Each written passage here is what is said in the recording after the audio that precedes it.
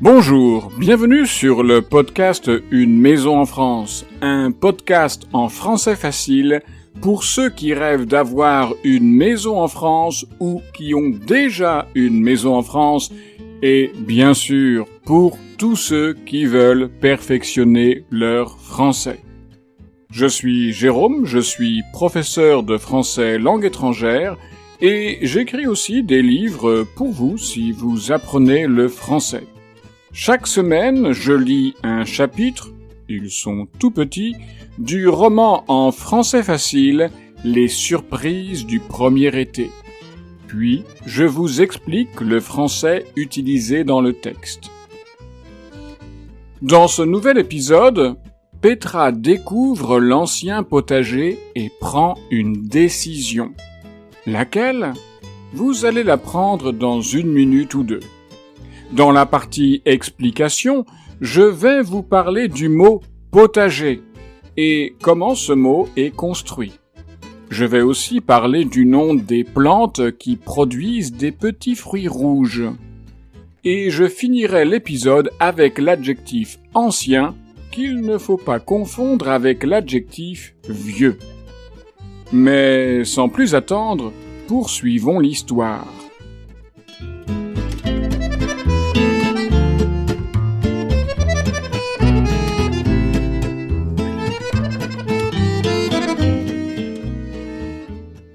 Pendant que Peter travaille dans la maison, Petra va faire un tour dans le jardin. Elle se promène près de l'ancien potager. Le vieux potager est entouré par un petit mur de pierre. Ce petit mur mesure plus ou moins 70 cm de hauteur.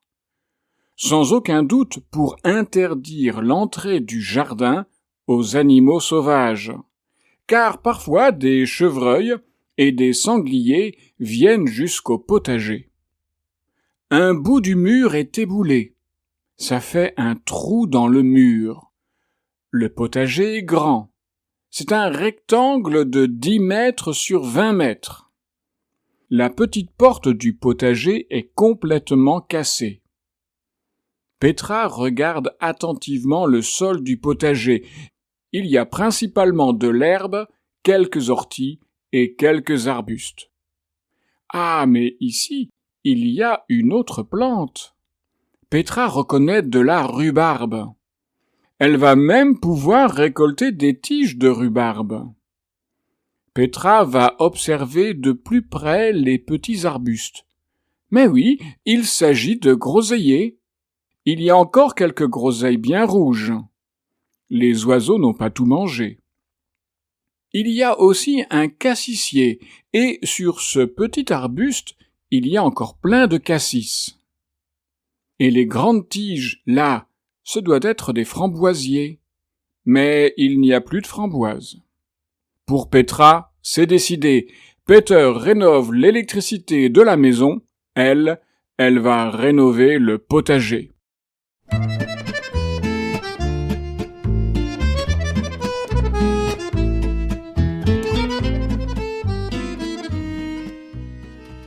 Et vous, avez-vous un jardin? Un jardin potager? Un potager? Le mot jardin désigne, vous le savez, l'espace de verdure que vous avez derrière ou autour de votre maison, avec une pelouse et des plantes, des fleurs, des arbustes ou même des arbres. L'expression jardin potager désigne un type particulier de jardin. Et vous le savez, c'est le jardin où vous faites pousser des légumes, carottes et salades par exemple, et des petits fruits rouges comme des fraises ou des groseilles. Le mot potager est alors utilisé ici comme un adjectif. Il caractérise le mot jardin. Et cet adjectif potager peut prendre son indépendance en devenant un nom, le potager. Quand quelqu'un dit « Ursula, elle est au potager », vous comprenez qu'Ursula est en train de travailler au jardin potager. Et savez-vous quelle est l'origine du mot potager? Le mot potager vient du mot potage. Et le mot potage est un vieux mot qu'on peut utiliser à la place du mot soupe. Tout simplement parce que le jardin potager était le jardin destiné à produire les légumes utilisés pour le potage, pour faire la soupe, qui était, dans le temps, le plat central de l'alimentation de tous les jours. Et allons encore plus loin. À votre avis, d'où vient le mot potage? Eh oui, vous l'avez deviné, le mot potage vient du mot pot. Car le potage est une préparation cuite dans un pot. Pot, P-O-T.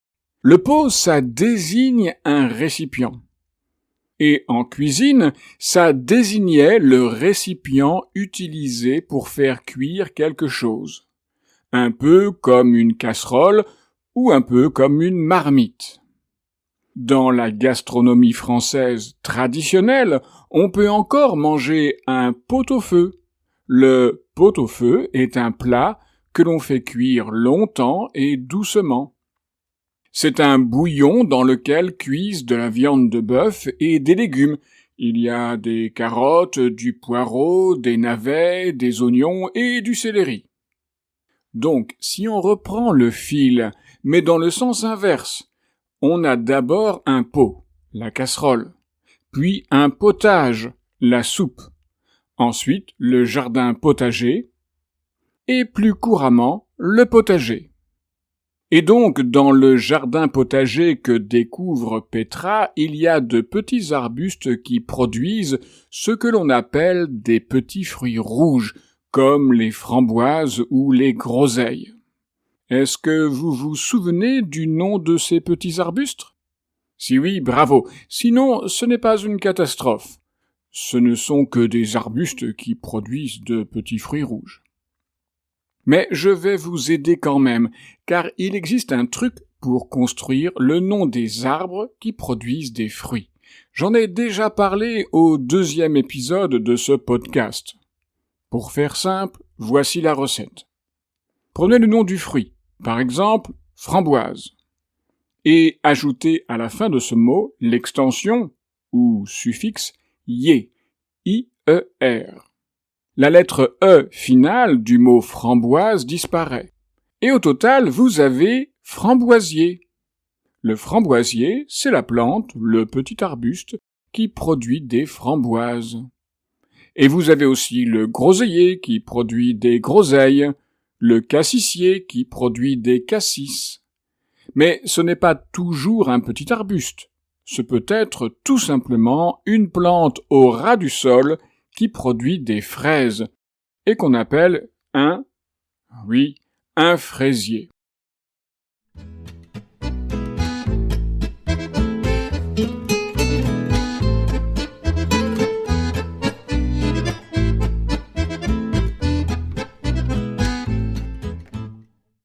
Réécoutez maintenant les 2 premières phrases du texte.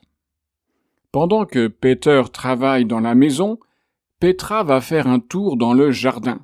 Elle se promène dans l'ancien potager. Vous venez d'entendre l'ancien potager.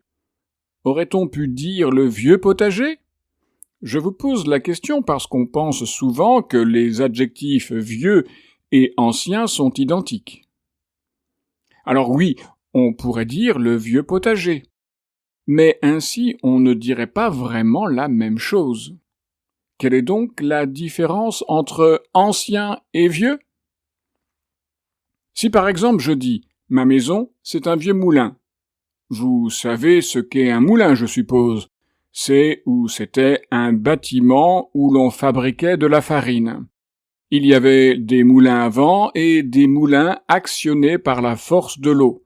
En France, on trouve principalement des moulins à eau, avec une grande roue, au bord d'un ruisseau ou d'une rivière.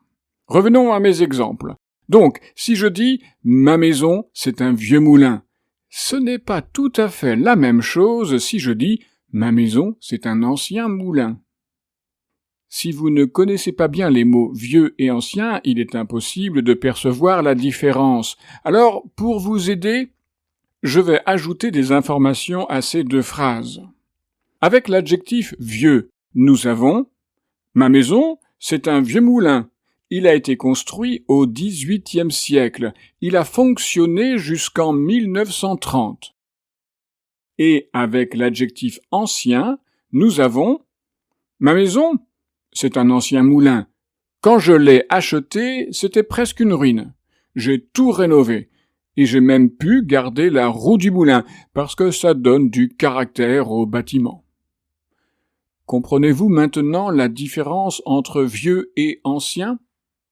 Ce que vous devez comprendre, c'est qu'avec ces deux adjectifs, on peut parler du même moulin, mais on ne dit pas exactement la même chose. Quand on parle d'un vieux moulin, on met l'accent sur l'âge du moulin. C'est un vieux moulin qui a peut-être déjà 300 ans.